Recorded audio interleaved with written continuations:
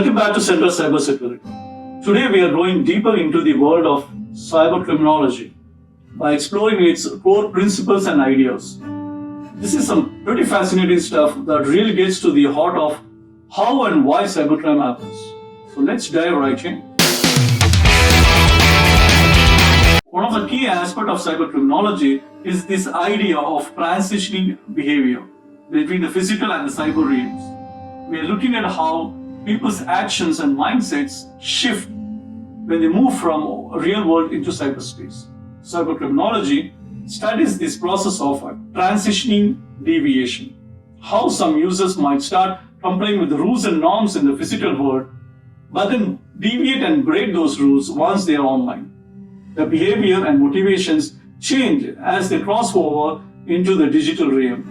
Another principle is this: tracing the origins of the cybercrime that occurs cross borders.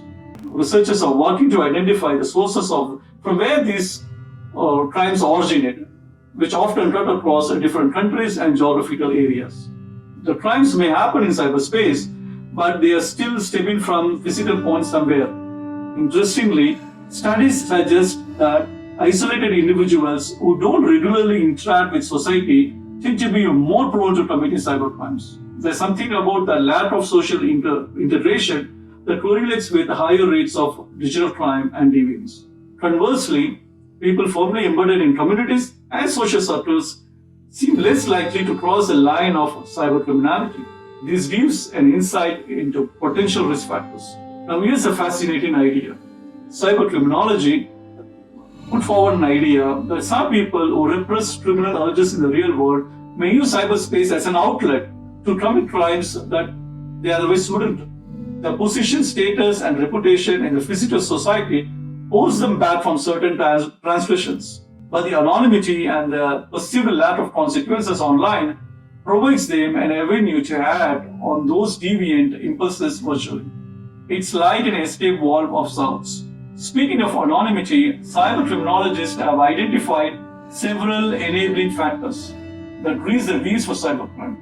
A sense of dissociation and detachment from victims due to anonymity, a lack of obvious deterrence and controls governing certain online spaces. These types of factors lower the barrier to entry and make it easier for would-be criminals to rationalize their taking the plunge into cybercriminality. Another key principle is this potential transfer effect, where the mentalities and behaviors of criminals get imported between the two realms, from cyber to physical space and vice versa. If someone develops a pattern of lawless disregard for rules online, then the same antisocial attitude may then bleed over into how they act in the real world. It flows both ways in a vicious cycle. Cybercriminology also identifies conflicts between value systems of physical and cyber societies as a potential drivers of crime. When the moral norms of these two worlds clash, it can breed a rationalizing mindset that opens the door to cybercrime.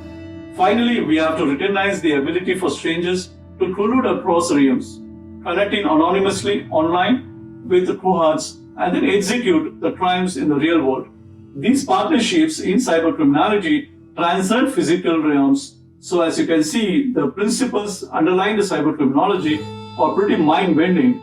We are dealing with complex psychological factors, questions of virtual identity, moral conflicts, and fascinating interplay between the physical and the digital worlds. Hopefully, this gives you a better grasp of concepts researchers in this field grapple with as they work to understand and prevent crimes online. Let me know if you have any other questions. And of course, if you like this video, give it a like, subscribe, and share it around to support more content exploring fascinating topics like this. Thanks for watching.